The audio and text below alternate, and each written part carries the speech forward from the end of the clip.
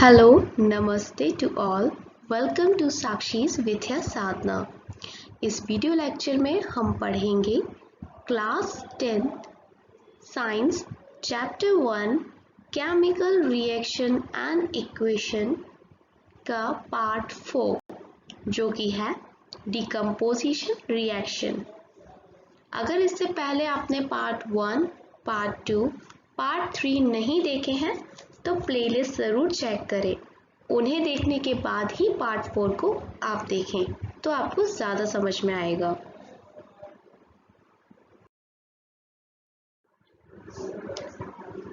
तो अब हम पढ़ने वाले हैं डिकम्पोजिशन रिएक्शन के बारे में।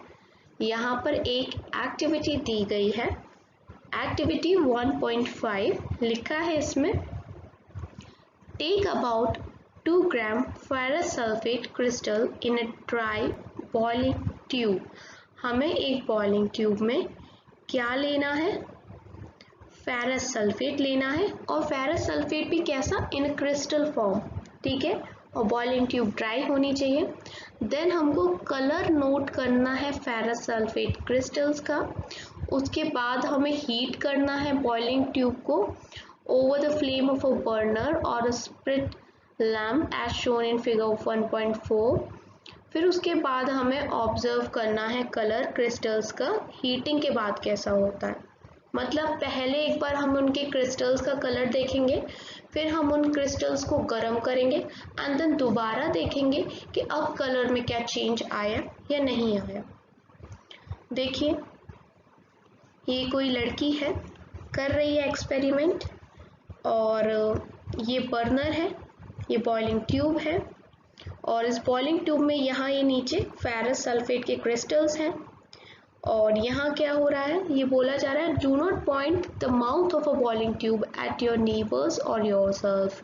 ठीक है, इसकी ये जो निकल रही है ना वैप्टिंग गैस जेंटली टुवर्ड्स नोज, तो ये जो चीज़ें निकल रही हैं, आप देखो ये अपना नाक बंद करिए ना, इसको थोड़ा दूर ही रखना है, ना ही अपने पड़ोस में कोई और दूसरे स्टूडेंट खड़ा है उसकी तरफ भी नहीं करना है, ना अपनी तरफ करना है, ठीक है।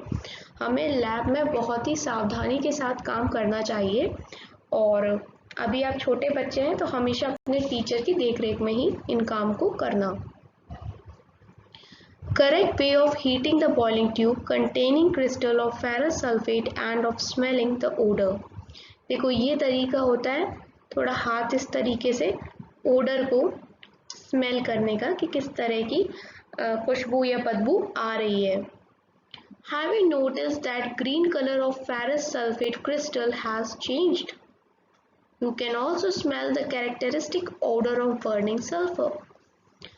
पहले उन्होंने बता दिया कि पहला कलर क्या है फेरस सल्फेट का, ग्रीन है। फिर उन्होंने बोला है कि आपने अब कुछ चेंज देखा, आपने स्मेल की ओडर बर्निंग सल्फर की।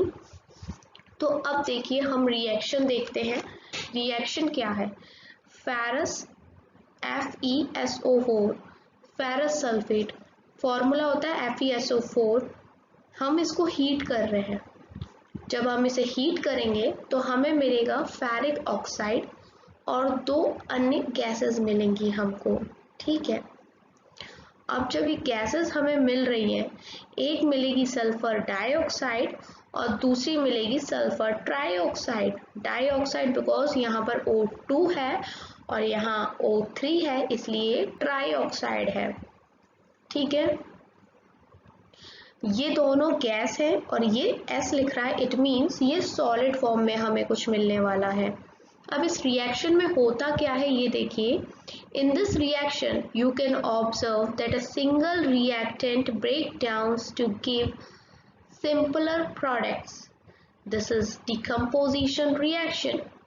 देखो यहाँ मेन चीज़ जो हमें देखनी है, हम पढ़ क्या रहे हैं? हम पढ़ रहे हैं डिकम्पोजिशन रिएक्शन, मतलब कोई चीज़ डिकम्पोज हो रही है। ऑलवेज कोशिश करा करें कि टर्म जो नाम दिया है उसी से हम समझने की कोशिश करें।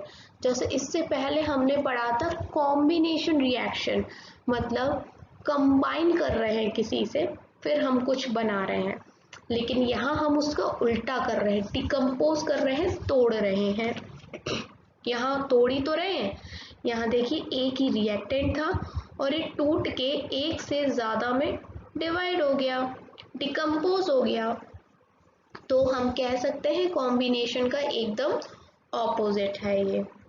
Ferrous sulphate crystals FeSO4 7H2O lost water when heated and color of the crystal changes। देखो पहले जो क्रिस्टल्स थे उसमें कुछ वाटर की मात्रा प्रेजेंट थी, लेकिन जैसे ही उसको हीट किया गया वाटर भाप बन के उड़ गया और ये क्या बचा हमारे पास, फेरिक ऑक्साइड बचा, सल्फर डाइऑक्साइड गैस मिल गई और सल्फर ट्राइऑक्साइड गैस मिल गई, जिसमें कि फेरिक ऑक्साइड एक सॉलिड है और सल्फर डाइऑक्साइड और सल्फर ट्राइऑक्साइड हमें दो गैसेस मिल गई। मेन चीज आपको यही याद रखनी है कि डिकम्पोजिशन रिएक्शन में क्या होता है कि एक रिएक्टेंट होता है और वो हमें एक या एक से ज्यादा प्रोडक्ट्स देता है। और देखते हैं क्या बताया गया है। Decomposition of calcium carbonate to calcium oxide and carbon dioxide on heating is an important decomposition reaction used in various industries। तो ये भी बहुत अच्छा एग्जाम्पल है। देखिए मैं आपसे एक चीज बोलूंगी, आपकी NCERT में जितने भी एग्जाम्पल्स दिए हैं रिएक्शन के, व्हाटएवर जो भी दिया है, आप इनको तो एकदम मतलब घोट के पी लेना, ठीक है। इनको बिल्कुल मत छोड़ना किसी को भी, जितना आपके NCERT में दिया है, और छोड़ना चाहिए भी नहीं। आप 10th बोर्ड के बच्चे हैं, आपको तो सब पढ़ना चाहिए और डिफिकल्ट भी नहीं है इतना ज़्यादा, बहुत सही है। अभी से पढ़ेंगे, ध्यान देंगे तो लास्ट टाइम में बिल्कुल भी प्रॉब्लम आपको आने वाली नहीं है। अब देखो सबसे इम्पॉर्टेंट एक एग्जाम्पल क्या दिया है कि कैल्शियम ऑक्साइड है, जिसको हम लाइम और क्विक लाइम भी कहते हैं। It has many uses. One is in the manufacture of cement। ठीक है, इसलिए कहा जा रहा था कि ये इंडस्ट्रीज में बहुत यूज होता है। क्यों? क्योंकि इसे हम सीमेंट बनाने में भी यूज करते हैं। किसको? कैल्शियम ऑक्साइड को, जिसको हम लाइम भी कहते हैं या फिर क्विक लाइम कहते हैं। When a decomposition reaction is carried out by heating, it is called thermal decomposition। चलो इसके बारे में भी हम पढ़ेंगे। अभी देखो कैल्शियम कार्बोनेट, ये क्या है? कैल्शियम एंड CO3 अगर लग गया इट मीन्स कार्बोनेट। इसको हमने हीट किया है, हीट करा है, इसको हम लाइमस्टोन भी कहते हैं कैल्शियम कार्बोनेट को, ठीक है। ये लाइमस्टोन है। जब इसे हीट किया जा रहा है तो हमें दो प्रोडक्ट मिल रहे हैं। एक क्या है? कैल्शियम ऑक्साइड है, जिसको हम क्विक लाइम या फिर लाइम कह सकते हैं, और दूसरा हमें एक गैस मिलती है that is carbon dioxide gas. तो अब आपको पता चल गया कि why it is called decomposition reaction, because यहाँ पर एक ही रिएक्टेंट है और वो टूट के दो में बट रहा है। अब एक और टर्म जो यहाँ पर आई है दैट इज थर्मल डिकम्पोजिशन। तो थर्मल डिकम्पोजिशन क्यों कहा जा रहा है? क्यों? क्योंकि यहाँ डिकम्पोजिशन रिएक्शन तो हो रहा है, एक रिएक्टेंट टूट के एक से ज्यादा में बट रहा है, लेकिन जो जिस तरीके से वो टूट रहा है वो क्या प्रोसेस है? हीट। हम हीट कर रहे हैं तब जाके ये काम हो रहा है, डिकम्पोजिशन हो रहा है। तो इसीलिए जो डिकम्पोजिशन होने में हीट का उपयोग किया जाए उसको हम थर्मल डिकम्पोजिशन बोलेंगे। बस आपको इतना सा याद रखना है, ठीक है। Another example of thermal decomposition reaction is given in activity 1.6। एक और एग्जाम्पल दिया गया है आपके लिए जहां पर थर्मल डिकम्पोजिशन का यूज किया गया है, मतलब कि हीटिंग के द्वारा डिकम्पोजिशन की प्रोसेस को यूज किया गया है। अब देखो कैसे। Take about 2 gram lead nitrate powder in a boiling tube.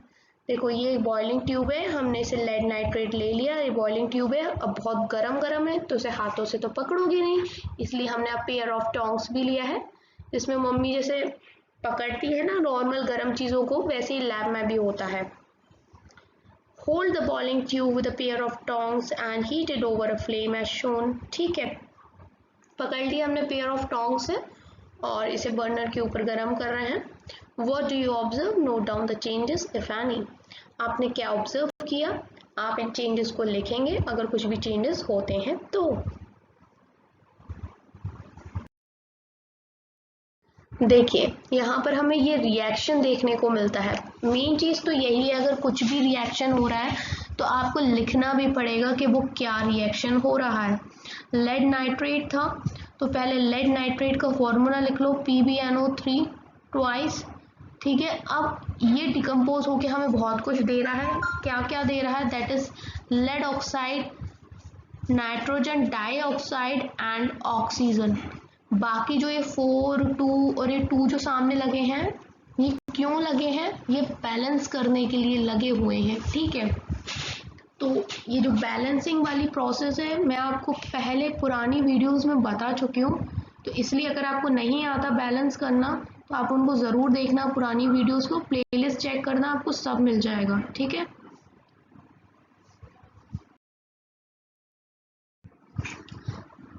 let us perform some more decomposition reaction as given in activities 1.7 and 1.8। और भी कुछ हमें यहाँ पर बोला गया है कि और डिकम्पोजिशन की एक्टिविटीज़ बताई गई हैं, तो उनमें से एक ये है इलेक्ट्रोलाइसिस ऑफ वाटर। चलो इसे भी देख लेते हैं। यहाँ क्या हो रहा है? Take a plastic mug, drill 2 holes as its base and fit rubber stopper in these holes. Insert carbon electrodes in these rubber stopper as shown in figure 1.6। ये हमने एक प्लास्टिक का मग लिया, यहाँ पर हमने ड्रिलिंग मशीन की मदद से किसी भी चीज़ की मदद से 2 गड्ढे करे, होल कर लिए। यहाँ पर हमने ये रबर का स्टॉपर लगा दिया है, देखो ब्राउन कलर का, और क्या डाल दिए हैं ये हमने? रॉड। ठीक है, ग्रेफाइट की और कार्बन इलेक्ट्रोड्स डाल दिए। ठीक है, ये कार्बन इलेक्ट्रोड ही है ग्रेफाइट, इसमें कार्बन मौजूद होता है। Connect these electrodes to a 6 volt battery. अब हमने इनको क्या करा, ऐसे ऐसे लेके आके तारों की मदद से 6 वोल्ट की बैटरी के साथ कनेक्ट कर दिया है। Fill the mug with water such that the electrodes are immersed. Add a few drops of dilute sulfuric acid to the water। अब हमें इतना पानी डालना है कि ये जो इलेक्ट्रोड्स है ना, ये डूब जाए पानी के अंदर, और फिर उसके बाद हमें कुछ ड्रॉप्स डालनी है किसकी? सल्फ्यूरिक एसिड की, H2SO4 की। मैं लिख दूं फॉर्मूला एक बार? रुकिए मैं लिख देती हूँ। एक्चुअली अभी मेरे पास वो पेन नहीं है डिजिटल, सो लिखने में कुछ प्रॉब्लम होती है। H2SO4 ये है आपका क्या? Sulphuric acid. अब इसके बाद हमें क्या करना है? Now we have to take 2 test tubes filled with water and invert them over the 2 carbon electrodes। देखो ये जो इलेक्ट्रोड्स हमने डाले हैं इसके ऊपर हमें इन्वर्ट यानी उल्टा करके पानी भर के ये वो रख देनी है टेस्ट ट्यूब्स को। अब इसके बाद क्या करेंगे हम? Switch on the current and leave the apparatus undisturbed for some time। ये बैटरी वाला हमें स्विच ऑन कर देना है और इस पूरे apparatus को थोड़ी देर के लिए रख देना है। You will observe the formation of bubbles at both the electrodes. These bubbles displace water in the test tubes। अब थोड़ी देर बाद आपको यहाँ पर क्या देखने को मिल रहा है? बबल्स देखने को मिलेंगे। कहाँ पर? इलेक्ट्रोड्स पे। फिर इसके बाद देखिए क्या होता है? Is the volume of gas collected the same in the both the test tube? आपको ये देखना है कि ये जो आपको ये बबल्स दिखाई दे रहे हैं छोटे छोटे यहाँ दोनों में, क्या ये बराबर है? नहीं, बराबर तो नहीं है। एक जगह आपको ज़्यादा दिख रहे होंगे, एक जगह आपको थोड़े कम दिख रहे हैं। Is the volume of gas collected the same is both? Once the test tube are filled with the respective gas, remove them carefully।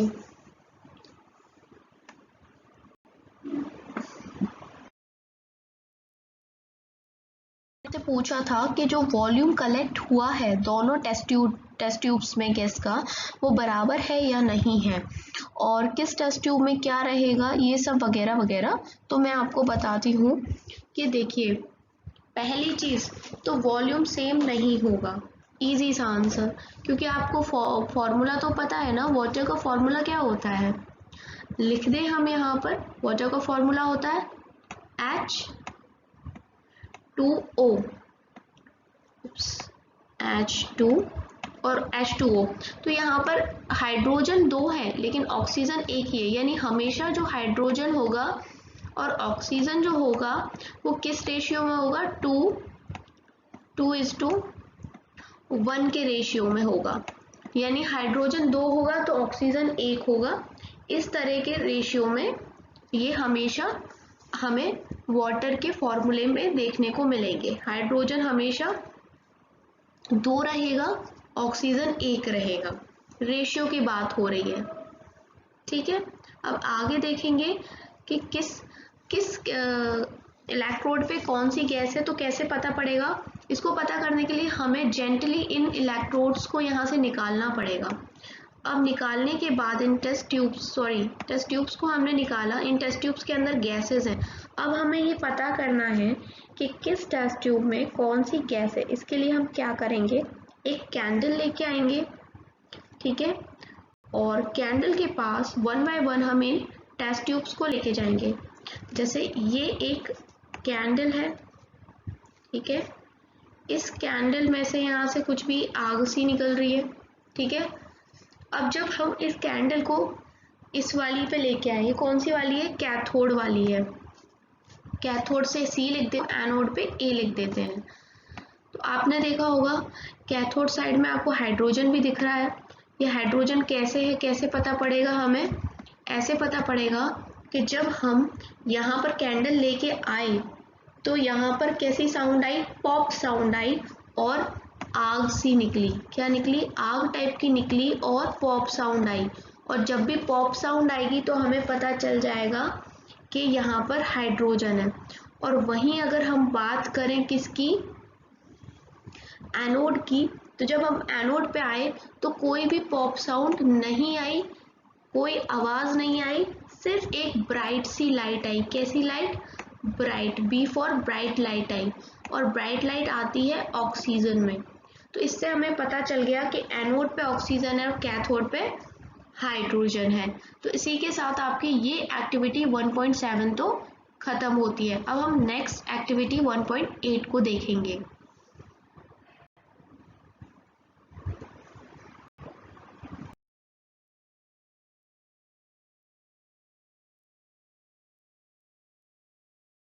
Activity है एक्टिविटी 1.8। इस एक्टिविटी को करने के बाद हमारे तीनों माध्यम हो जाएंगे कवर डिकम्पोजिशन रिएक्शन के, क्योंकि डिकम्पोजिशन रिएक्शन हम 3 प्रकार से कर चुके हैं। हीट के तरीके से कर सकते हैं, हीट देके जो हमने देखा था, जिसको हमने थर्मल डिकम्पोजिशन रिएक्शन कहा था। फिर हमने देखा था इलेक्ट्रोलाइसिस ऑफ वाटर, इलेक्ट्रिसिटी के थ्रू डिकम्पोजिशन, एंड नाउ अब हम देखेंगे लाइट के थ्रू डिकम्पोजिशन। तो इसमें हमें क्या करना है, हमें लेना है 2 ग्राम्स ऑफ सिल्वर क्लोराइड एक चाइना डिश में, और इसका कलर क्या है ये देखना है हमें, और उस चाइना डिश को हमें सनलाइट में रखना है कुछ टाइम के लिए। फिर उसके बाद हमें ऑब्जर्व करना है कि सिल्वर क्लोराइड का कलर अब क्या हो गया है। You will see that white silver chloride turns grey in sunlight। जो पहले क्या कलर था सिल्वर क्लोराइड का, वो वाइट था, अब उसका जो कलर है वो ग्रे हो गया है सनलाइट में रखने के बाद। This is due to decomposition of silver chloride into silver and chlorine by light। तो ऐसा इसलिए हुआ है क्योंकि जब हमने सिल्वर क्लोराइड का रंग याद रखेंगे वाइट होता है, जब इसको हमने सनलाइट के अंदर रखा, देखो ये सनलाइट पड़ रही है इस पे, तो सनलाइट की वजह से क्या हुआ, डिकम्पोजिशन हो गया, और जो ये सिल्वर क्लोराइड था ये 2 पार्ट में टूट गया, एक था सिल्वर, दूसरा था क्लोरीन गैस था तो ये उड़ गया, उड़ के चलो कहीं भाग गया, और बचा सिर्फ सिल्वर, और सिल्वर का कलर चेंज होके ग्रे हो गया। This is all about this activity. छोटी सी एक्टिविटी थी बहुत इजी सी।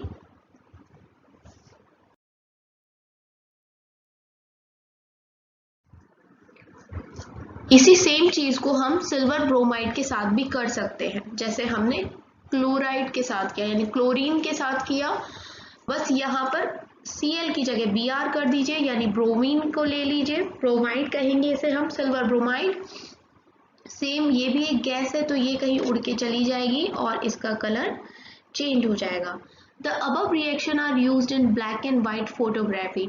और इसको हम कहाँ यूज किया करते थे, जब हम पहले जमाने में फोटोग्राफी होती थी ना ब्लैक एंड वाइट, अब तो कोई इसको पसंद भी नहीं करता, उसमें इस चीज का यूज किया जाता था। What form of energy is causing these decomposition reaction? तो आपको एनर्जी बतानी है, सन की एनर्जी है।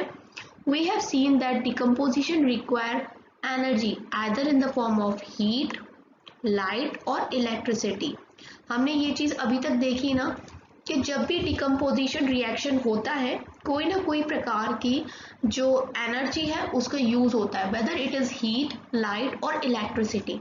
हमने देखा था हीट जब हमने थर्मल डिकम्पोजिशन पढ़ा, हमने लाइट का देखा अभी जस्ट इसी एक्टिविटी में लास्ट वाली में सिल्वर ब्रोमाइड और सिल्वर क्लोराइड के में, और हमने इलेक्ट्रिसिटी का यूज भी देखा जब हमने इलेक्ट्रोलाइसिस ऑफ वाटर किया, जब हमने H2O को हाइड्रोजन और ऑक्सीजन में अलग अलग पार्ट्स में डिवाइड कर दिया।